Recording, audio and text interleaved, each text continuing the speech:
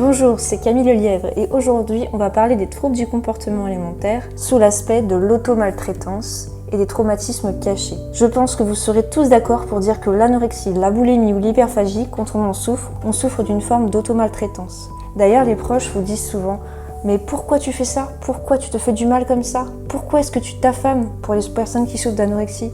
Pourquoi est-ce que tu te gaves pour les personnes qui souffrent de boulimie? Pourquoi est-ce que tu te gaves comme ça ?» Et la personne concernée répondra « Je n'en sais rien en fait. Consciemment, je ne vois pas la logique de ce truc-là.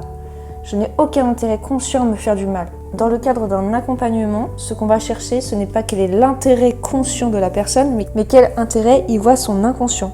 Ce que j'appelle ici l'inconscient, c'est une espèce de logiciel interne qui vise à vous maintenir en vie. Tout au cours de votre histoire, il va révéler ce qui, selon lui, s'apparente à quelque chose qui est sécurisé pour vous et faire toute une liste de ce qui, selon vous, lui apparente à quelque chose de dangereux pour vous. Pour votre santé physique, pour votre santé émotionnelle et pour votre santé psychique. Tout ce qui menace d'effondrement, ça va être considéré comme un danger par l'inconscient. Effondrement physique, effondrement émotionnel, effondrement psychique. Si je reprends la question que les proches devraient poser, c'est pas pourquoi tu t'imposes ça, mais pourquoi diable ton inconscient t'impose ça. C'est justement à l'inconscient qu'il faut poser la question. Donc tout travail thérapeutique qui collabore avec l'inconscient vous sera bénéfique si vous souffrez d'anorexie, de boulimie ou d'hyperphagie. Et si je devais résumer la question à poser à l'inconscient, c'est « Ok inconscient, quand tu lui imposes cette façon-là de s'alimenter, c'est parce que tu cherches à lui éviter quoi ?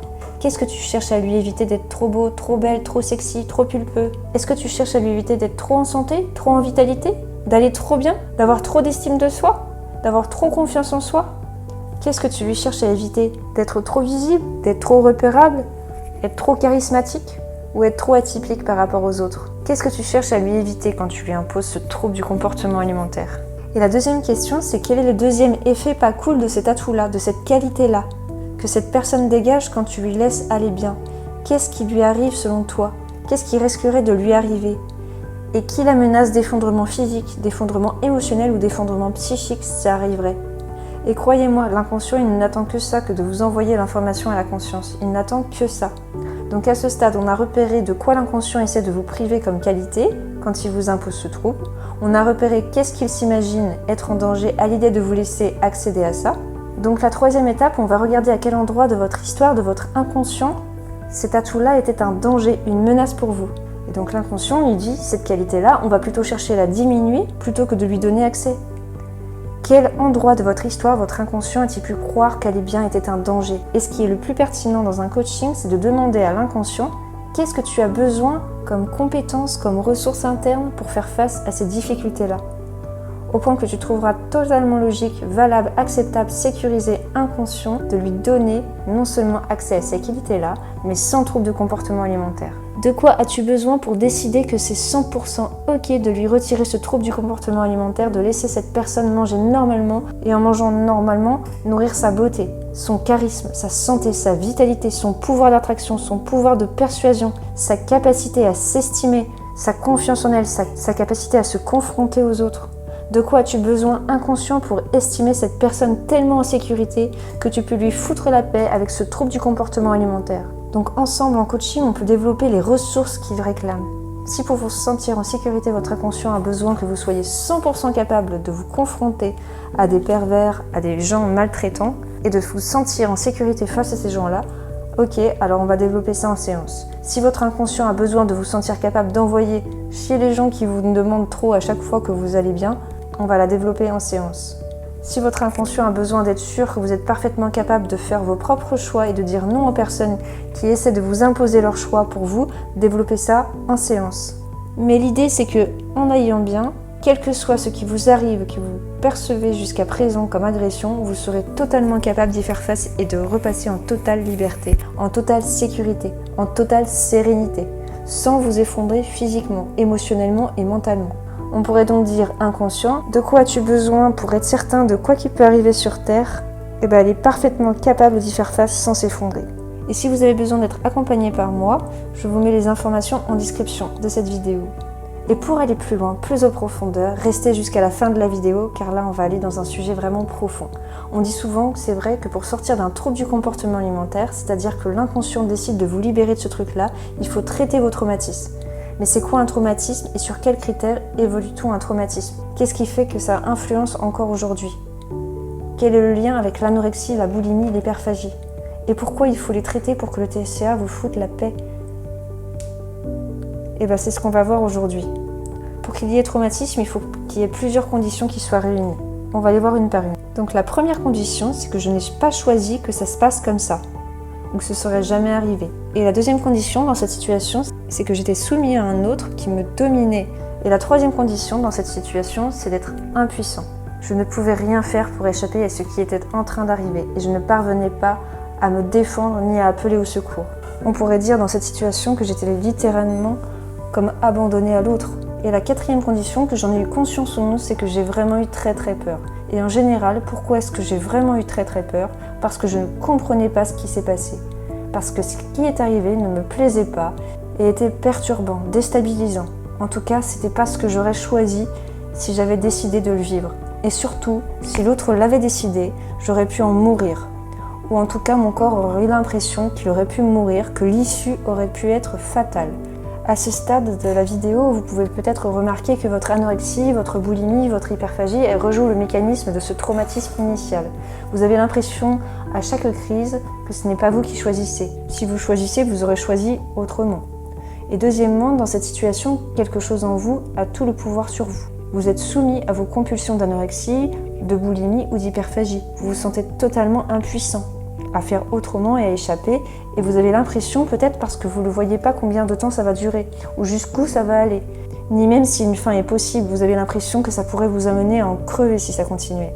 C'est justement parce que le trouble du comportement alimentaire, il rejoue les mécanismes du traumatisme initial qu'on considère aujourd'hui qu'un trouble du comportement alimentaire, c'est lui-même une façon qu'a trouvé l'inconscient d'appeler à l'aide, de vous réclamer, de traiter, de prendre en charge, de digérer, d'intégrer ce traumatisme initial. Et souvent pour cela, on a besoin d'être accompagné. Et je suis là pour ça. Alors revenons au traumatisme initial et abordons ensemble une cinquième question qui en regroupe plusieurs. Pour qu'il y ait traumatisme, il faut que vous n'ayez pas été accompagné à vous libérer de ce qui vous est arrivé. Vous n'avez pas pu parler de ce qui s'est passé, vous n'avez pas pu digérer ce qui s'est passé, vous n'avez pas pu comprendre ce qui s'est passé, vous n'avez pas pu réparer après ce qui s'est passé, vous n'avez pas pu retrouver profondément le sentiment de sécurité après ce qui s'est passé. On pourrait dire que vous n'avez pas pu intégrer les événements. Ça vous est resté sur le cœur. Faire le lien entre le trauma et les troubles du comportement alimentaire, il y a une condition incontournable. Il faut qu'au moment des faits, donc lors de l'événement traumatogène, votre inconscient protecteur ait pu se dire que votre beauté était en cause, que c'est ce qui aurait attiré à toute forme d'agression, que votre estime de vous était en cause dans la situation, que votre confiance en vous était peut-être ce qui avait causé, provoqué, attiré à vous le prédateur, l'agresseur, l'interlocuteur dominant, ou que votre vitalité, votre charisme, ou voire votre santé, ce que vous dégagiez en termes de vitalité était en cause dans l'événement. Et là, vous commencez bien à comprendre que c'est bien parce que votre inconscient protecteur, donc peut-être votre beauté, votre santé, votre estime de vous, votre confiance en vous, votre joie de vivre, ce que vous dégagiez, était peut-être ce qui avait causé ces trucs-là. Et l'inconscient, il se dit, je vais tout faire pour qu'elle ne soit plus beau ou plus belle, qu'elle soit moins séduisante, qu'elle soit moins charismatique, qu'elle n'ait plus autant de santé. Et ça va donner, si je suis déformée parce que je suis trop maigre ou trop grosse, ça n'arrivera pas. Si j'ai peu d'estime de moi, peu de confiance en moi, et que je suis complexée, eh bien ça appelle à moins de situations de séduction et peut-être d'agression. Si je ne suis pas en pleine santé, alors on m'imposera moins de choses que quand je suis en pleine santé. Si je ne dégage pas un charisme, je vais être moins visible, on va moins m'agresser. Et quoi de mieux pour changer l'apparence et de dégager une personne que de taper dans son alimentation? Si vous avez compris ça, vous avez tout compris, je pense. Alors ce que vous avez à faire en accompagnement, c'est d'aller répéter jusqu'à ce que votre inconscient vous empêche d'être, de faire, d'oser, de vivre quand il vous impose ce trouble du comportement alimentaire. Ça vous impose, ça vous prive de quoi? Ensuite, on va aller voir ensemble qu'est-ce qui vous fait que votre inconscient estime que vous êtes plus en sécurité quand vous êtes privé de ça. Ensuite, on va aller voir à quel endroit de votre histoire il a cru comprendre que cette qualité-là, chez vous, était source de conflit, était source d'agression, était source de violence, source d'événements traumatogènes. Et ensuite, on va l'aider à comprendre ce qui s'est passé et que ça n'a plus lieu d'être aujourd'hui et qu'au moment des faits, vous étiez beaucoup plus jeune et beaucoup moins capable que maintenant. On va l'aider à comprendre ce qui s'est passé, à digérer les émotions, à faire en sorte de vous sentir en sécurité aujourd'hui. Souvent, ça consiste à aller développer vos capacités, à vous défendre, à attaquer, à fuir, à hurler, à faire face. Et oui, il va falloir traiter votre traumatisme. Il va falloir surtout aider votre inconscient à vous savoir en source sûre et en totale sécurité sur cette terre. Sur cette terre, oui, il y a des agressions et des agresseurs potentiels. Parce que c'est lorsqu'il vous sentira 100% en sécurité d'être beau, belle, charismatique, visible, plein d'estime de vous, de confiance en vous, en pleine santé, de charismatique, qu'il vous sentira en totale sécurité d'être en plein potentiel, qu'il acceptera de lâcher ce trouble du comportement alimentaire, et ce définitivement. Donc je m'appelle Camille Lelièvre, j'accompagne les personnes qui souffrent d'anorexie depuis 2023 et c'est mon métier en plus de l'ostéopathie. Et si vous avez envie d'être accompagné par moi, je vous donne toutes les informations en description. Prenez bien soin d'écouter tout ce que votre inconscient fait pour vous. Et à bientôt.